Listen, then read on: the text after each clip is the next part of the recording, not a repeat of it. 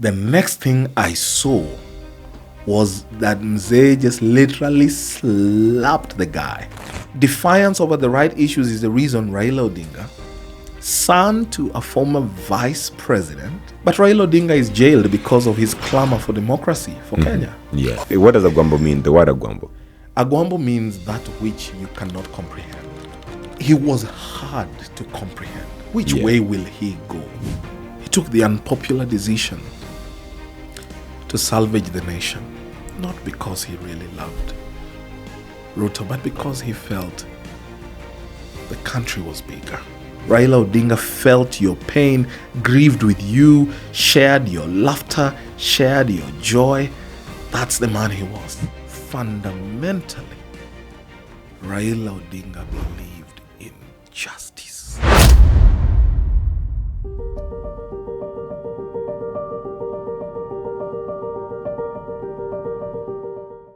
So, David, today I want us to talk about Baba. Oh, man. And first of all, my condolences. Yeah. And I'm saying this because I know that for many millennials, I can't think of any other millennial who would call Baba a friend like you would, a personal friend. Yeah. I'm saying this because I remember he attended your wedding.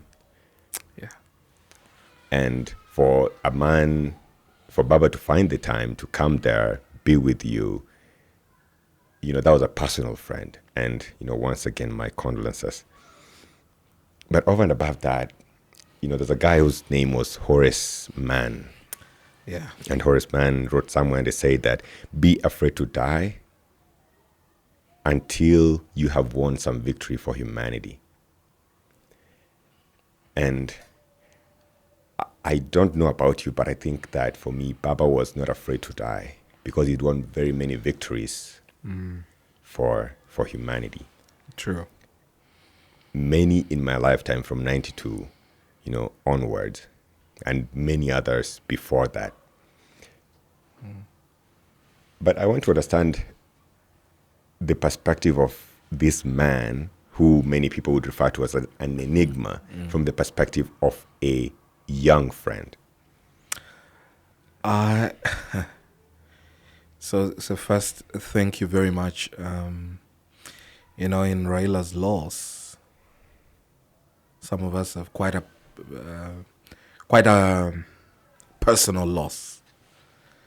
And I've spent the last couple of days literally weeping because Raila was a doting dad. He was a great believer, as I've said before elsewhere, in this whole thing of generational mix. Sorry, man, my eyes are all teary and all. I'll be fine. I'm going to grab your tissue.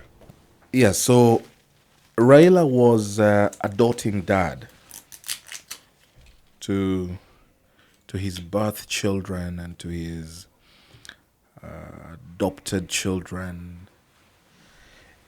And I first encountered Raila when I was a student leader. We were then called chairman. Now, in later days, it will be known as president of SONU, the student organization of Nairobi University. I had just made history to become the youngest president of the union, the first junior student to make president of the union. I was in second year when I took a stab, and this was a preserve of senior students. You had to be in your third year, fourth year, fifth year if you studied medicine or engineering. So I tried to look for him during the time when we were running for elections. Yeah. But somehow I could not find him. The teams around him were a bit rigid. I think they didn't know whether we would make it, or it was just another list of young people seeking to make money off Raila. But I remember at the time, the president now, President William Ruto, was in ODM. And so one of his bodyguards who was doing a module 2, training, undergrad, went and told him, hey, kule university kumewaka. Yeah. Is this black thin boy? I am not as thin as I was then, or lanky as I was then. And the bodyguard said, yule atashinda. The reason he went to tell him is because my friend, Nixon Korir, now the principal secretary for lands, had gone to seek support from the president, and he had gone with a full lineup. Yeah. To say, in your lineup yetu tutashinda. But then the bodyguard told the boss, no. If they don't cooperate with Osiany, Osiany's lineup will win. So the president, Ruto, then Minister for Agriculture, called us into the room and organized us. Wewe utakuwa president, wewe utakuwa secretary, lakini hii jamaa mwingine akuwe speaker, my friend Nicholas. Yeah. So that's how it went. Anyway, fast forward, I'm on a radio station talking to the Luo nation about student activism, the role of young people in leadership. And there's an old man who came from a part of Nyanza called Kano.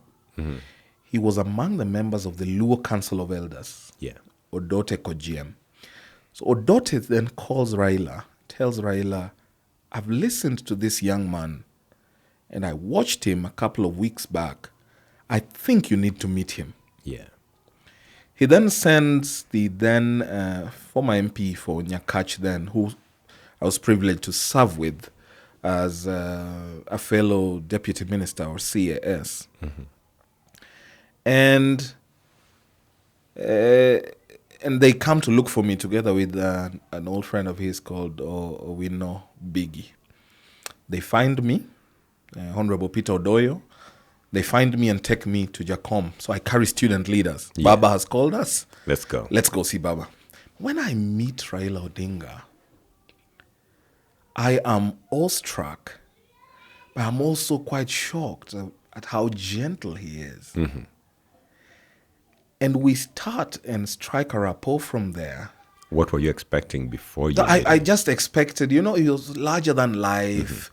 It seemed ferocious. Looked, he was almost beyond human. But when I meet him, he's very gentle. He sits, he chats casually. We laugh over very little things and big ones alike. I tell him we are student leaders. This is our vision. At that time, we are headed towards the Constitution 2010. Yeah. And we are rallying all boots on ground for the Constitution. And after that, we chat. He assigns Karoli Omondi, now the MP for Suba North, Suba South. Tells Karoli, ensure you take care of the young people. And tells Odoyo, I am leaving. He was off to Germany. Yeah. When he leaves, I remember, oops, I didn't pick his number. But Silas Jakakimba, who was one of his aides then, graciously, when I call and say, hey, I didn't pick Jacom's number, graciously, Silas and Keta, I remember them very well, both send me his number. I said, no, get in touch with Jacom. Yeah. Now, after that, we ended up building a very close relationship. I was never loud about the relationship I struck or built with Raila Odinga. It stayed in the back burners because for me, it was just a father. Yeah. I didn't need validation from it. We would spend time together on chats, just talking. Of course, we go and look for votes for the Constitution. I rally student leaders across the country. My other friends at the time, my friend Nixon Korir, have taken the other side against the Constitution at the time. Yeah. So we are, the student leadership of University of Nairobi, split in the middle. And I found a father and a friend in him, so much so that when I graduated and left the University of Nairobi, I remember I went to his office. I was a quote-unquote advisor on youth affairs. I was a substantive advisor on youth affairs. But I said, no, you'll be an advisor. But I didn't even have a place to sit. So I remember John Minor, his advisor on diaspora affairs, giving me a seat in his office and saying, you sit here. Occasionally, I would want to see him and the procedure around a prime minister, me, I would take it casually. If I want to go see Baba. I forgot he's a whole prime minister. So occasionally I'll be elbowed out. Yeah, because you're not following the procedure. Yeah. One time he called. He was very vicious when I told him that I had been kept standing for long. And he called, I remember, P.S. Isahakia, who was the P.S. in charge of Office of the Prime Minister, and stood by the Secretary's office, the wife to our current ambassador to Egypt, Outa, and said, if this young man shows up anytime he comes, Let him in. let him in. And from there on, it's just been love over father and son. He wrote me one of the most beautiful recommendation letters when I was applying for my scholarship for Chevening. Yeah. And I got it. And I went to the University of Bristol. And there's never a single time when Raila was in the UK, whether in London or any other part, Oxford or any other part of the UK, that he came to that country and I wasn't with him. And he came quite often. Yeah. I'd sit with him. We would laugh over things. So that's the man I have lost. Quite a father. Yeah. I mean, at our wedding, he arrived a whole hour before we even left our houses, both Siombo and myself. And I remember being told, Baba has arrived. And I'm like, what do you mean Baba has arrived? Yes, he's in church. He was accompanied by the current speaker for Nairobi, Ken Ngondi. Yeah. And they sat there and we had a beautiful time. He gave us a very generous gift for a man who people mistakenly thought sometimes that he's not a giver. Oh my God. They didn't know half of him. Yeah. He was generous to a fault. So that's been him, a father and a true statesman. You said something here, and I was very keen to, and very interested actually, that you were able to curate this relationship with him. Yeah. So I wonder, what do you think made him pick you as someone that he'd have this relationship with? And I'm saying this because I think there's many people who are trying to create something similar to what you have. Like you told me, there was people who even thought that this university student leaders are trying to find some sort of support or some monetary support from this man. Yeah. Then what do you think he saw in you that would set you apart? Well, I wouldn't know, but I think it's the duality of serendipity and chance. And also, every time I tell young people, when you have a chance to do something, do it with excellence, because someone is always watching. You don't know who. You can't tell how impactful the watcher will be to you. Just do it well. Yeah. You get a chance to do your podcast, do it well. Yeah. Yeah, the common saying, Martin Luther King, if you get a chance to sweep so well that if anyone were to saunter upon the spot you are sweeping, they'd say, here on this spot was a great sweeper. So I wouldn't know. What I know, though, is Raila paid attention to patriotism. He paid attention to diligence. He paid attention to honesty. Yeah. He paid attention to people who were not greedy. I mean, Mama Ida's just spoken about it in the funeral service. If you were dishonest, you wouldn't get along with Raila so well. If you were overly greedy, not overly, if you were greedy at all or corrupt, there'd be a struggle. Of course, over time, you'd find there were people around him who exhibited some of these characters. I bet because he couldn't do much about it. But if you knew Raila deep down, you knew he loved those values, ethic. He loved diligence, honesty. He cherished people who worked hard. I do not know whether these are the traits he may have seen. So in you. What I know is that I exhibit some of these traits and they aligned with his own. Yeah. Particularly the desire for just a better nation, a better country, and that we could brighten our corners from wherever we were. Yeah. You didn't have to rise to be president to brighten your corner. The doctor has a chance to brighten their corner by treating, if you're a pediatrician, treating that child like your own and watching them come out of ill health to full health. The banker has a chance to brighten their corner by treating the client so well when they come to the banking hall. The traffic police officer has a chance to brighten the corner by ensuring that when people flout traffic rules, they explain to them that this is wrong and should not happen in a manner that when people drive from that spot where they were nearly arrested, they'd say, this is an honorable traffic officer. The teacher has an opportunity to brighten their corner from giving the child or every student in their hands the very best. Each one of us. And so that was Raila. He believed in that. And maybe, just maybe, that's where our alignment came. And that's where I got this very honorable chance to understudy him, to sit under his tutelage, to have him as my rabbi, so to say. And it's been the honor of my life.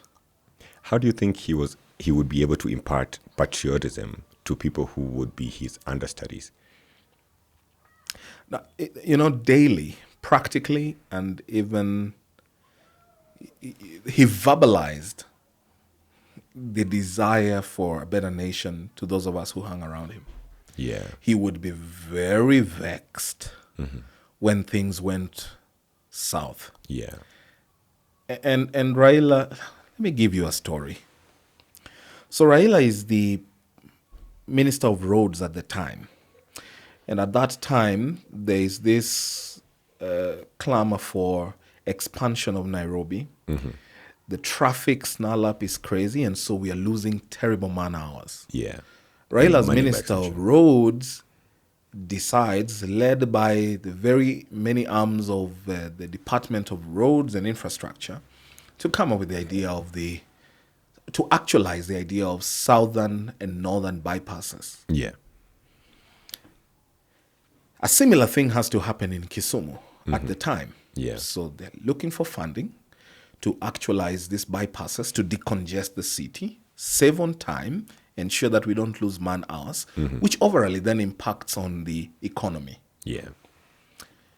To demonstrate that he didn't come to play, he goes to Kisumu, and one of the houses he brings down is the house of his elder brother Oburu Odinga. Yeah. He flattens it. Because it's on the road? It's on the road. We are expanding. Yeah. This one has touched the road a bit. We'll flatten it. Yeah. What manner of patriotism would surpass that? At that time, because we are an ethnocentric nation, the ethnicities who have proximity to Nairobi are all saying, no, this guy has come to destroy our businesses. Why doesn't he go and destroy the ones, in their homes and the Nyanza, go destroy your own? Today, the beneficiaries of that are the same complainants of the time and the communities at the time. Yeah. And Raila is reputed. The reason why Mbagathi Way was named Raila Odinga Way is because it is one of the roads, his flagship roads, done that has refused to get dilapidated. Yeah. Almost 25 or so years later. Yeah. Impact. Patriotism. That if your hand found chance to do something, do it well, he would speak it. But also give us the chance to experience him as a patriot. When you sat around dinner tables with him, or sat around him as he engaged with other people, or when you walked across Africa and listened to him as the AU envoy on infrastructure, you would tell a man whose heart was totally sold out for patriotism, for Pan-Africanism, for an Africa that's punching below its weight and that needs to rise up and do better and become more. Let's paint a picture. So I've come with you to Raila's home and we are having dinner. Yeah. What would that dinner table look like? Oh, I was privileged to to be on that dinner table. So long as news will not cut you short, you'll have a good time to have a meal. But ordinarily, the dinner table would be a very doting and loving Ida Odinga, Yeah. spreading the table for her king with the help of many, workers in the house. Yeah. I really love how Mama Ida loved Raila and how Raila loved Mama Ida. Yeah.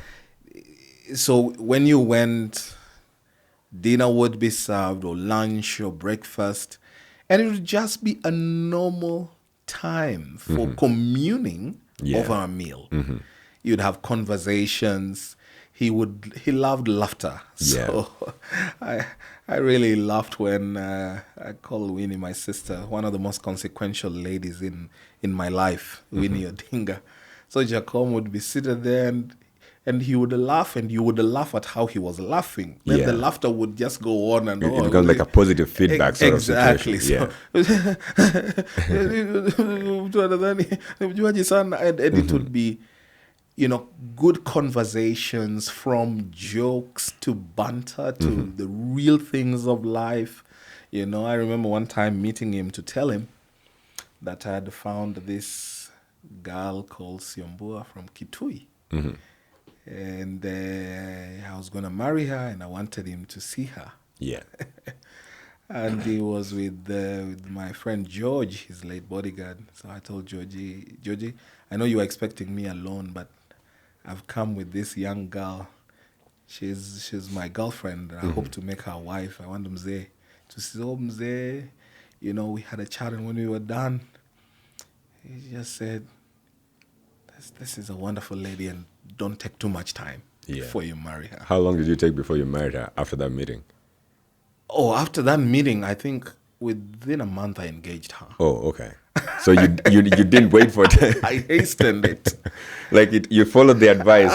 Don't take too long. Quite literally. And I was on my way to the UK for my master's. I knew if I didn't marry, I was going to show up with a very nice British lady or something like that. Yeah. So I said, no, let's close this now that it has a thumbs up of both my late dad, Jared Osiany, and now Baba and a few friends. And he said, you're going to be a leader of the masses and the people. Yeah. But you must have a partner who anchors the family. Yeah. Who anchors the children, who can bring up balanced children. So that as you have your time doing your due on the stage, leading the masses, the children also have a wholesome life. I think that is very beautiful advice. Very profound. For those of us who are called to, whether it's corporate or what, the single greatest decision you will ever make is the spouse you get to marry. Because then it will show in your offsprings. And the worst regret you're going to have to deal with is to have done it wrong, or to have gotten to a point where you're both too busy, and then the children get lost in that melee, in that maze. Yeah. So that was the advice of Jacom. And I said, well, he must have seen something good here. So the conversations on dinner tables were very rich, yet very simple. Was Raila eating with his hands mostly? Or Absolutely. with fork and knife sort of situation? Raila Odinga loved it. He ate with his hands. It was a very basic human being. You will be shocked. Demolish fish down to the bones. With a lot of love. I mean, severally we would be at Nairobi Club, which was his next best place to eat during the day because of proximity to his office. Yeah. So first, Raila loved eating straight from the pot where everyone was eating from. I think it's a political thing. Yeah. To avoid risks or to spread it. So if you're going to poison me, because if you're going to poison me, we are going to have to die very many of us here. Yes. So he would go to the buffet and his food would be served. And he would sit. He ate with his fingers, and he really enjoyed eating with a finger. And when you'd be out, he loved boiled maize. He really loved boiled maize. Yeah. So I was saying the other day how One time we are in a rally and he sees boiled maize and he calls, I think that was Ogeta, Morris, Bineno Bandono, have you seen the maize? He forgot he was on microphone, so we all burst out laughing. You know? Yeah. He was a very basic human being. Yeah. A simple yet wonderful man. In fact, those who encountered him would ask, huyu ndio baba na vile yeye ni mkubwa. He's so gentle, so meek. Yet within that gentle man lay the tigritude of a warrior. Yeah. And if you did him wrong, you met his wrath. What would he do? What's the worst thing he would do if you... He was very quick to anger and he would slap people quite often. I experienced him not once or twice. Even some of his aides. One time, I'm in Langata High School. As a young man, I've joined here. He had gone to Langata High School. I think he was commissioning something there. And so while he was there, my first house was right near Langata High School. So I hear Baba is around and I cross over. Yeah. I'm still in the university. I'm still the president of SONU. So I cross over to see him. Then there's this old woman, well, I guess was probably in her 60s or 70s, who had come to see him without notice. But so the protocol team, his protocol team, the guys around him were pushing people back. Including this lady. Yeah. Now, what we all did not know is that this lady was one of his greatest mobilizers over the years. Oh.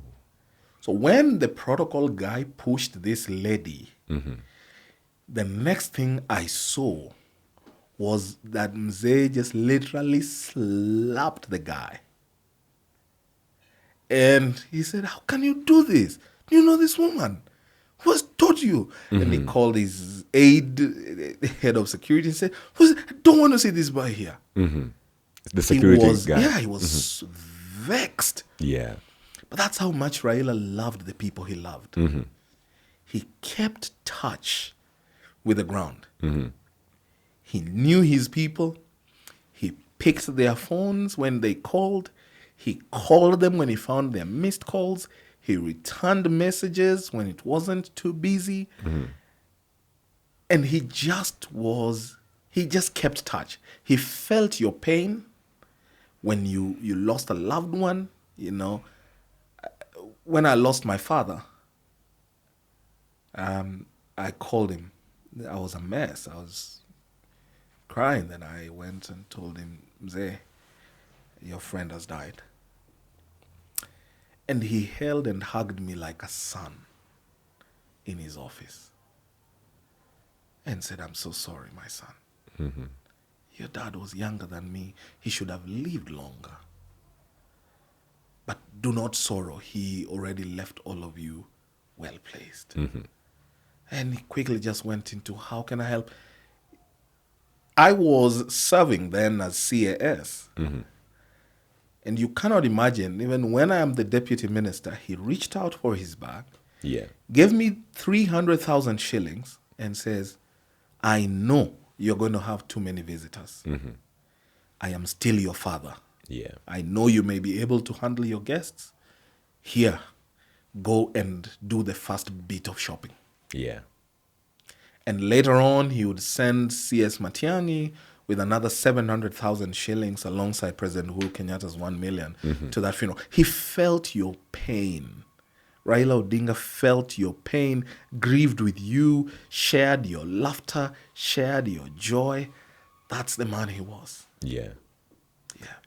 And I know you met him personally in 2010, right? But I think that the man that he becomes is built from way before, many, many years before. So among the stories that he's probably shared with you, there must have been a story that he shared of when he was a young man. What do you think stands out for you the most as the young Raila? So the millennial of his time, you know, whatever he was. Risk taker. Took huge risks. He would tell the stories of them growing up, going to school, But I think he had a defiant spirit and was a great risk taker. And it's something he did all the way till he rested. Do you think this defiant spirit, and by extension defiance, Yeah. is a quality that great leaders need to have in themselves? Yes, to an extent. I think he wasn't defiant in a foolish manner. Yeah. He was defiant in a manner that was redemptive. He was defiant over the right things. Yeah. He wasn't defiant for being defiant, for Just defiance's sake. Yeah. He was defiant on principle. This is the way I want things to be done. Yes, Dad, you have Ford Kenya. You have left it behind. Granted, you have endorsed James Orengo, possibly as a person to take over. There's this faction of Wamalwa. And I don't think that the way Ford Kenya is being run is right. Raila then decides, and he's already a parliamentarian. He resigns from Ford Kenya. He hops on to NDP. Yeah. He runs on a by-election. He wins a fresh mandate. Yeah. And reports to Parliament on his terms by principle. Why? Because the political party that he came to Parliament through, he felt they had now had a divergence in opinion and were not having a common vision anymore. Yeah. Defiance over the right issues. Defiance over the right issues is the reason Raila Odinga, son to a former vice president, the vice president who is his father, being still alive, but Raila Odinga is jailed because of his clamor for democracy for Kenya. Yeah. What would have been easy is for him to, just say, Dad, go negotiate. But he said, no, this is my stance. With the Gitobu Imanyaras, Wafula Bukes, Koigi Wamweres, says, we do not believe in this one-party rule. We do not believe that the Kanu state is a state where our people should live in for forever. And we are going to fight it. Yeah. He would have had the option of saying, okay, I step back.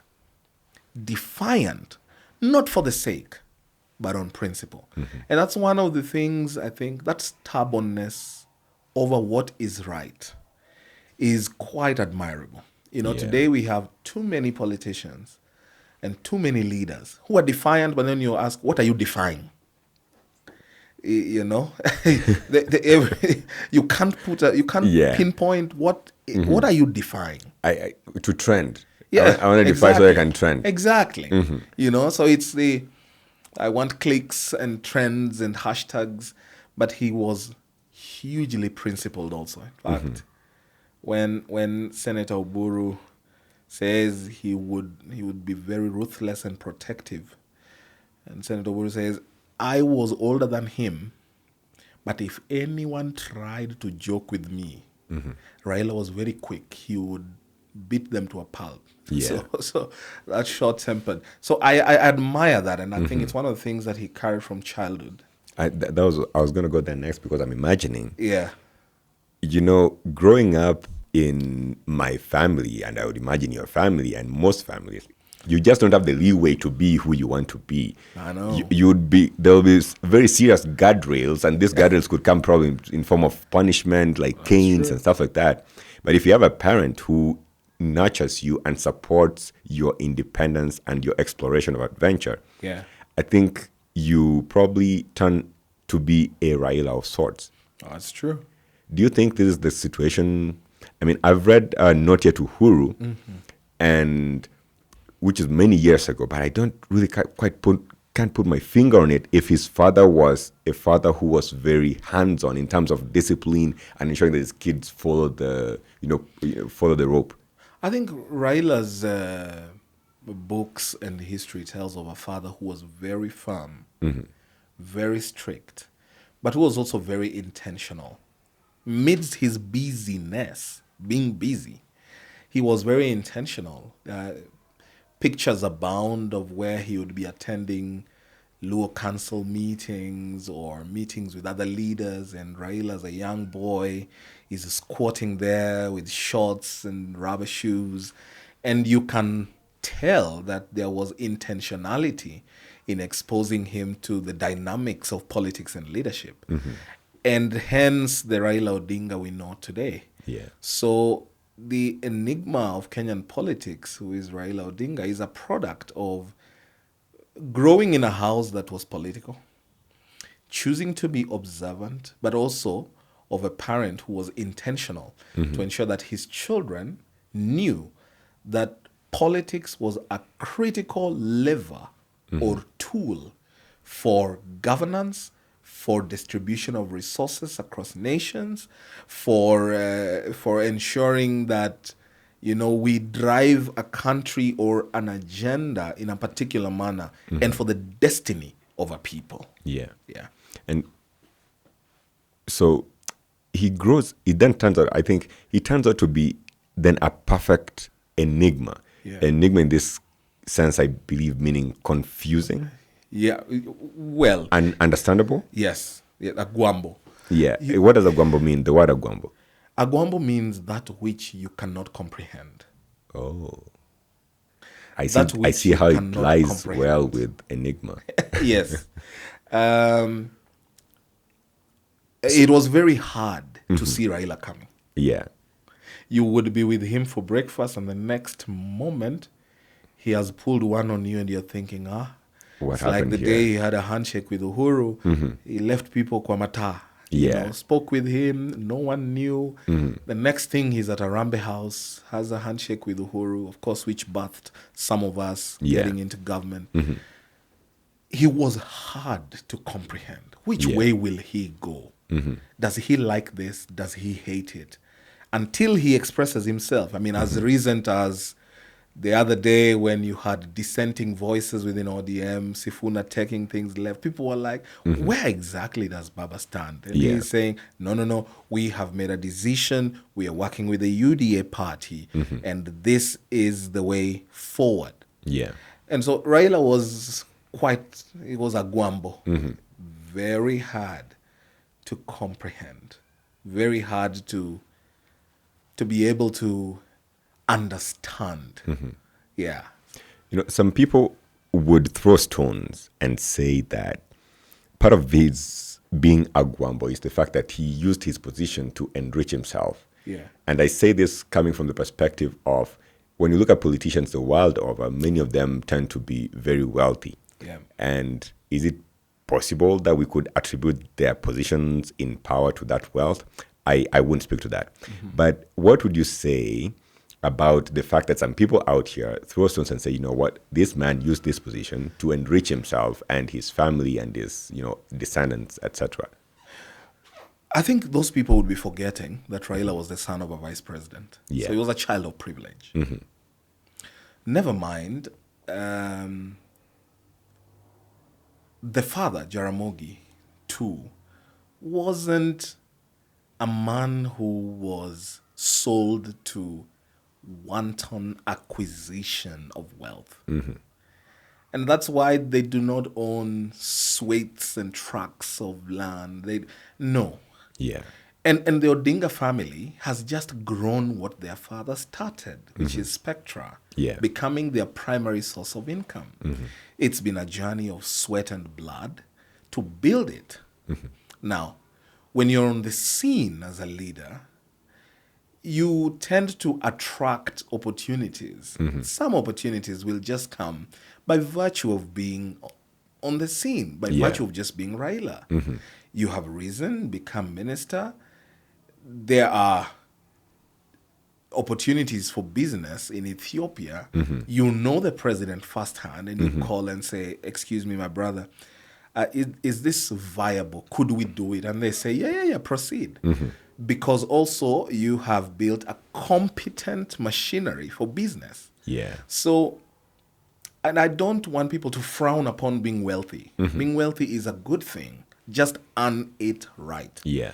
But give credit to the Odingas also for not putting it on our face how wealthy they are. Raila was very conservative about talking about his wealth. He did not even believe in just dishing out cash to buy people, which in my home we say gonyo. When it's time for politics, or give me 1,000 and I'll vote, or give me 1,000 and I'll go look for votes, or give me 1,000 or 500 shillings and I'll do this. He wasn't for it. He would get very upset. And that does not mean that he was not a giver. Yeah. I told you. Yeah, you told me that. That he's generous. He was generous to a fault. Took children through schools, constantly supplied food and other housewares to people in his bedroom called Kibera. Yeah. He stood with them over the years. But he was an astute businessman. Yeah. Only he ensured that Mama Ida Odinga, was anchoring the business while he makes his noise out here. Yeah. Remember the example I gave you with Siomboy and I? Yes. So that You you need the anchor the anchor. family as the man goes out there to seek. Yeah. So Raila has a very big support base, Yeah. primarily from Luo Nyanza, but by extension, the rest of the country. True. It was very interesting when I was seeing, there was noise being made around, Raila has passed away from maybe 2 weeks before he passed away. Yeah. He's kicked the bucket on Twitter, on social media and stuff like that. And, Sure. family and some political leaders came out to say that he is alive and he's well and he's okay. Yeah. And I would imagine that for the past 6 months or thereabout, there's been some sort of maybe disappointment in him as a person. And that at least that's what was painted on social media. Yeah. But then he passes away. And then suddenly the entire country is not portraying that which has been continuously or consistently said for the past 6 months. And that in itself could be confusing and enigmatic in itself. Yeah. But then the most amazing thing happens when RAO 001 lands at JKIA, and you see this entire platoon of motorbike riders going down into JKIA, and Yeah. it is both a sad moment, but also a moment to behold that this man has an entire support base in this country. Why do you think people loved this man so much? Even those who are not his friends, even those who came from a different political opinion than him. In his death, they've come out to speak very bright, positive things about him. I think there was convergence in the fact that Raila Odinga always stood on the side of the people. History is filled with numerous examples. There isn't a single pivotal moment of this nation where Raila's name is not mentioned.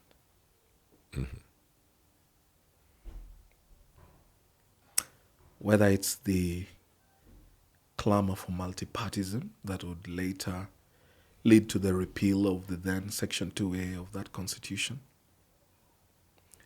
Raila's finger is on it.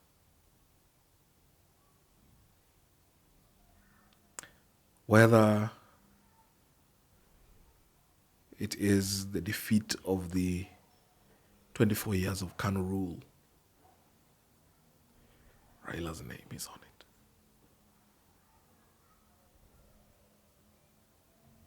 Whether it is the Constitution 2010.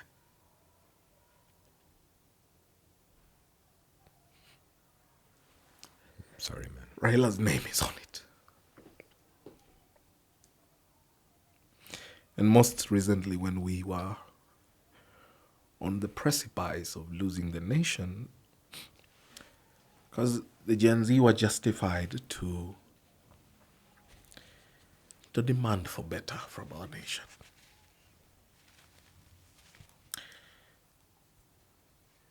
And of course, I understand the anger. against him, because at that point, people just wanted to go for the president. Let's get him out. I remember he sat telling those of us who he met and interacted with, said, a noble idea has been hijacked. Woe unto us if we lose this country. He took the unpopular decision, as he did many times. He took the unpopular decision to salvage the nation, not because he really loved Ruto, but because he felt the country was bigger. And President Ruto was respectful enough to listen to his guidance on the next steps. And even after that, he remained very objective. When one of the government officers said, you can shoot the legs, don't maim, don't kill, piga tu mguu risasi, he denounced it, yet he was already part of them. Because he fundamentally believed in a just society. Mm-hmm. Fundamentally, Raila Odinga believed in justice. Any day, every day. It didn't matter if you're his friend or enemy. Mm-hmm. He wanted justice for you. And so when Raila died, I think for a moment the country froze, because they knew Raila was loved. Mm-hmm. What they didn't expect is that people were going to walk hundreds of thousands of people for 40 kilometers to Kasarani to bury their icon, mm-hmm. to mourn, to grieve. And Raila is as great in his death as he was in his life. Mm-hmm. A little chaos here and there, which punctuated his life. But that man, Raila Amolo Odinga, will be remembered for many, many years. You know, I look back at some of the instances when I had to take risks for Raila. Mm-hmm. Today I did a confession article that has gone viral. Mm-hmm. So on 5th of September 2023, my company, Crestwood Marketing and Communications, our company, had been contracted by the AU, the Ministry of Environment, GIZ. We'd been contracted to handle communication and public relations for the Africa Climate Summit. Mm-hmm. The Africa Climate Summit was going to bring together 10,000 people. It later brought in 13,000 people from across the continent and the world. Yeah. It was the inaugural climate summit for Africa. Mm-hmm. 13 presidents are coming. So the official opening was on 5th mm-hmm. of September. So being part of the core team that was coordinating it, and being a rank outsider then, because we had just gotten out of government, I was doing my private business. Mm-hmm. I listened to the program the day before, and I had known that Raila really wanted to show up at this Africa Climate Summit meeting. Yeah. Because he had already indicated he wanted to be the Africa Union Commission chairperson, to replace Musa Faki. Mm-hmm. And so it was critical that he shows up and engages with the presidents who will be there, lobbies them, gets their support. But because he had been a critic of the government, they ensured that he didn't have access and wouldn't come. Yeah. So I remember DP Rigathi Gachagua saying, hata tutakuwa na presidents hapa, huyo jamaa hawezi kuja mahali, hawezi. So being part of the core team, I go, I tell the other team members, hey, actually, Raila has already called the president. They have spoken and they have agreed that he's coming for tomorrow's meeting. Yeah. Knowing very well, No such nobody will go and verify, neither from Raila nor the president, whether this call happened. And because everyone knew I am Raila's son, they said, you kama amesema hivyo David, ni ukweli. Yeah. So I quickly demand, excuse me, can I get the triple VIP passes? Because triple VIP was for presidents only. Yeah. Then there was VVIP, which was for ministers and all the others. I said, can I have the triple VIP pass clearance for the security so that the security can carry the gun to all rooms? Yeah. As well as access to the lounge where the presidents will be and the auditorium. Yeah. So I picked them. So once I am given, I call the chief of staff. That's around 11:30 in the night, Andrew Mondo. I say, Andrew, where are you, sir? He says, I'm home. So I say, wait for me. I find my way to Mr. Mondo's house. I give him the passes. I tell Jacom, tomorrow we are on. You are coming. Yes. And I got you. Don't worry. I've given Andrew your passes, everything. What you do for me, be at the office at Capitol Hill by 7. Yes. Because I've already gotten wind that most of these presidents will be arriving at around 8. Yes. He says, okay. So we laugh at it. How did you do this? I said, no, don't worry. Sit. Sleep with me tomorrow. The next morning, I wake up by 5:30 in the morning. I'm at KICC. So the protocol teams come from State House, Minister of Foreign Affairs. And first, I don't see Raila's seat. But I want to manage this without being known to be the guy who's pushing dealing for Raila Odinga in the room. Yeah. Because even being hired was a problem. They said, no, this guy was Raila's guy. How can we give him such a big business? So, so I whispered to one of the people, by the way, nimesikia Raila anakuja. But they put the seat on row number 3 huko. Yeah. Actually, first it was on row 4, then 3. I said, no chance. Not my icon. Forget it. Thankfully, one of the most treasured men of public servants of this country, Abdul Mwasera, God bless that man.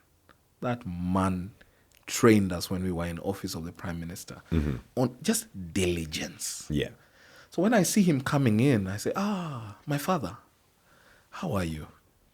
Now you know Mzee is coming. Yeah. Says, yeah, he's coming. And nimeona amewekwa huko. Goes to the back. What we do, now tell me, how do we rationalize this? So we sit and he comes up with an idea and I chime in and we agree, actually, why don't we state that all the former prime ministers and all the both former and serving prime ministers and vice presidents will sit at the front. Yeah. Then we move the others. And that's how we got John Kerry's seat out. The former U.S. Senator. State Secretary. Yeah. Secretary, put it at the back. Yes, he was a senator. You're right. Put it at the back. Put Raila's seat in front. Now, next thing was to guard this seat. Now I was keeping an eye. You gotta be there, miles away. But my eye is strictly on the seat of Raila because of the hostility. Yeah. That was there. We are done preparing the seats at around 10 minutes to 7. It's been marked. And I tell Mwasera, this will be the person chaperoning the prime minister or having him the protocol person. Yeah. So I donate one of my staff, Anne Mabwai, who's our head of shared services. I say, Anne, you're already cleared by the security to be a triple VIP protocol. You will care of Baba. You grab him when he comes in, ensures he sits down, ensures he needs whatever he needs, he gets. Yeah. He wants water, you give him. him. He wants a health break, you take Get it. it. You want whatever he wants. So as you are seated here, because we couldn't get an extra pass apart from his and the bodyguard, we couldn't get for his aid. Yeah. I said, look strict the whole time. You are the aid. You're looking at Raila. If he turns around as though he's troubled, you have arrived. Yeah. Because he may want to ask, how do I go here, or how do I go say hi to so-and-so? Keep an eye. Yeah. Now, 7:05, Deputy President Rigathi Gachagua arrives. Because the Deputy President was the one who was to welcome the presidents that were coming. So he takes his seat, then I see the protocol team milling around him, then they tell him it's time to go and now receive the presidents. And of course, because I'm part of the inner team, I can tell the first president has departed from his hotel. Yeah. He's on Coming. his way. Thankfully, from Westlands. So when I see him rising up, I called Raila. I said, Baba, It's time. leave now. So he hands the phone to Ogeta, his guard. Yeah. He said, give him direction. Yes. I tell him now, this is how you're going to come. 1, don't open the window. 2, display the car pass prominently. Get a sellotape, stick it on the window. Yes. On the windscreen. Windshield. Yeah. So once it's on the windshield, come confidently. Yes. Come to City Hall, and you're going to use the main entrance. All the other roads have been closed. VVIPs are going around Harambe Avenue. So come and come fast. Yes. Do we come with a chase gun? No. No. Just come alone. Yeah. So they drive. And when they arrive at the gate, Rigathi Gachagua, who had promised Raila won't be there, is ready. He's now with Musa Faki getting ready to receive the first president. Yeah. And the car drives in, and the protocol security opens. The first person to be shocked is the protocol security. He doesn't know how he's going to tell the deputy president, Yeah. this guy is here. He opens, sees Jacom, closes a little, whispers to Rigathi, Yeah. say, The first president. it's live on almost all Major news networks. major news across networks. the globe. Oh Actually. my God. Now there is no chance for saying no. Hafai Yeah. kukua hapa. And my father disembarks from that car with confidence. Dave. And who has the hardest job to welcome the quote-unquote first president of Africa? Deputy President Rigathi Gachagua. I am laughing. Hata sitaki kuona. Yeah, you are somewhere at the back. You're looking, I'm actually observing. in the hall watching online. On TV. I'm on my phone watching Yeah. and smiling. Because I don't want anybody to know it was me. This is the first day and time Yeah. that I'm confessing that I was the hand behind that. The whole country was abuzz. Yeah. Our ODM teams were so happy. And quickly, after he's ushered to the door, my staff picks him from the door, takes him to the seat, and I just felt amazing to have honored my father in that little manner, because he was out of power. He had lost an election. He was still bearing the pain. It was just a year later. There was hostility. Yet this was so crucial for him to go and meet these people. Yeah. So I love that man. Raila Odinga, my father. Rest in peace. Rest in peace. You know, listening to your story, brother, I am hearing something very important here, that we all need someone to pull the strings for us, even when we are up there. That's true. And I am happy that Raila had you, when he was both at his highest moment and, at his lowest politically. that he had you there for him. Yeah. Not only as a friend, but also as an adopted son, as you true. call him. And I think that is amazing. People need people. And what I was doing was just paying back the goodness that my father had shown to me, that Raila had shown to me.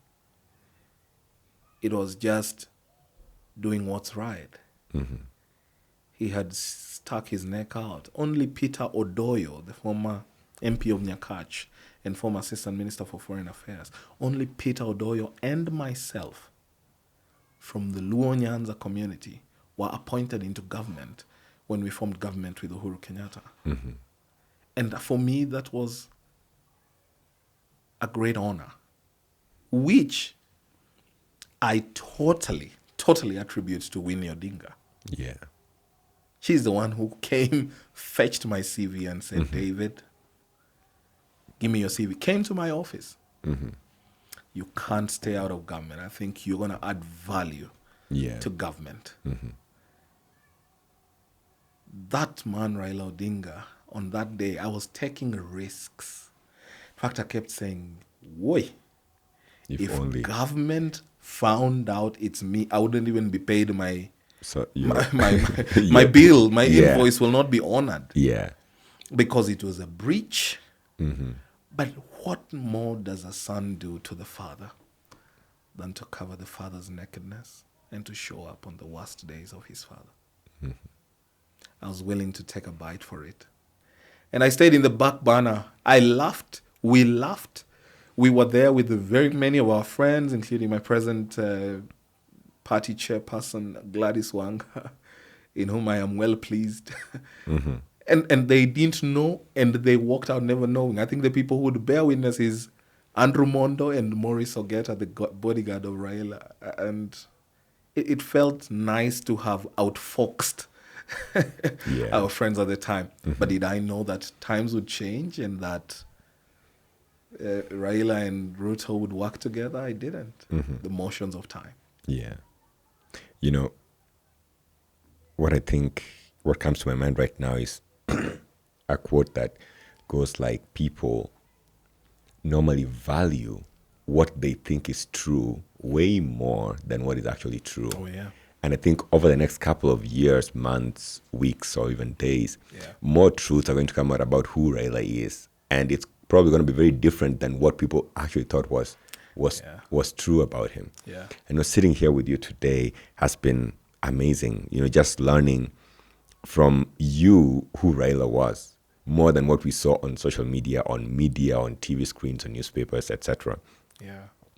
And you know, one other thing that I've found out is that, you know, people are more mentally disturbed when they have fewer dependents. You know, that's according to some research that I was listening to a couple of weeks ago or days ago. That when you have more dependents, you're actually more mentally stable. And so what I'm thinking here is that I think that Raila had an entire nation dependent on him. At least, I'd say a third of the people of this nation typically depend on that guy. That's true. If not half, but yeah. Yeah, some of them will be pretenders. I want to say a third I agree. definitely genuinely depended on him. I agree. From seeing people walking on streets, people saying this country to be renamed to Raila, people saying, rename roads, people saying, I am his relative. I saw some lady, she's very kissy in a mannerism, in a speech, but she's saying, you know what, I am related to Raila, and she gave this entire string of relationship that tied down to Raila. So people become tied to him. And I think that what I am believing here is that we all need people, and we need to find these people, whether we are dependent on them or if they are becoming our dependents, but don't shy away from that. And I think that's one thing that Raila never did. He never shied away from his support base. No, never. And he never got tired of supporting where it was possible and of saying what was and what was not able to be done. Never tired of doing good. He lived his life knowing that it was not a life lived for Raila only, but a life lived for millions of Kenyans. Why do you think this this idea that he was Mkonongumu came from. No, I think he was not entertaining handouts, political handouts. Yeah. And when you don't entertain political handouts, then that spreads like wildfire. Yeah. Yule hatoi kitu. As opposed to The his reality other guy who, is Raila was overly generous. But also, Raila was a man who worked for and earned his wealth. yeah. When you have earned your wealth as opposed to someone who has looted, then you rationalize your giving. Some people say that he used to receive money from ODM political aspirants. Never from me. I ran for MP in 2017. Yeah. And I would imagine that would go for the same for other And he aspirants as made well. me chief administrative secretary, submitted my name to President Kenyatta, never asked for any money from me. In fact, I remember it's until Mama Ida's birthday that, and of course, I would gift him like my father from way before when I needed nothing. I'd buy him a suit here, a shirt there, like a son to the father. And it's until Mama Ida's birthday the other day that Siombwa and I, in 2023 or 2023 or 2024, can't remember, that we gave a generous donation of about 500,000 shillings in honor of Mama Ida and for the work she was doing at Ogande Girls, because she's doing this massive library. And we said, what shall we do? And I realized the children came. And when they made a donation of 1,000,000 shillings towards that project, I said, no, why don't we then make our donation of 500,000 and top it up on that project? Raila never asked for money from me a single day. So I do not know where this notion comes from. And I also think maybe some people would probably take money without being asked and hope that you would say no. I don't know whether I can, even I cannot say no when you generously have come to bless me. One thing I've learned here is that I need to be your friend for at least 14 years. And then you're going to bless me with something. No, I mean, friendship is a journey of growth. And over time, friendships are best made when there are no expectations of them. Recently, there were reshuffles and everyone thought I'd be appointed into government. And so when I didn't make the list, they said, no. You will get better. And we laughed about it. Friendships are best made when there are no expectations from them. I believe that. When there are expectations from friendships, then when those expectations are not met, that friendship is gone. It dies. So make friendship for friendship's sake. Over the course of life, that friendship blossoms into something else. I know people like P.S. Belio Kipsang, the current head of public service, who have been friends with the President Ruto from their university days, when they did not expect anything from him. And then life happened, and they too have become. So, it's a beauty of friendship when there are no expectations. David, sitting here with you has been important. I think in my part, understanding who Raila was and going beyond the veil, like I said, of whatever was shown to me. And I hope that the audience who've watched this or listened to this today also get to understand something about the man that was. As we are landing this plane here, if there is, people listen to us, but if they didn't hear anything or understand anything at all, what is the one thing you'd want them leaving this episode knowing about Baba? The one thing I'd love for everyone to take home about Baba is to be patriotic.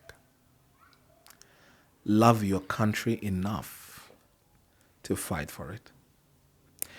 Enough to be able to stop when you see an injustice done and to jump in and say, no, it cannot work like that.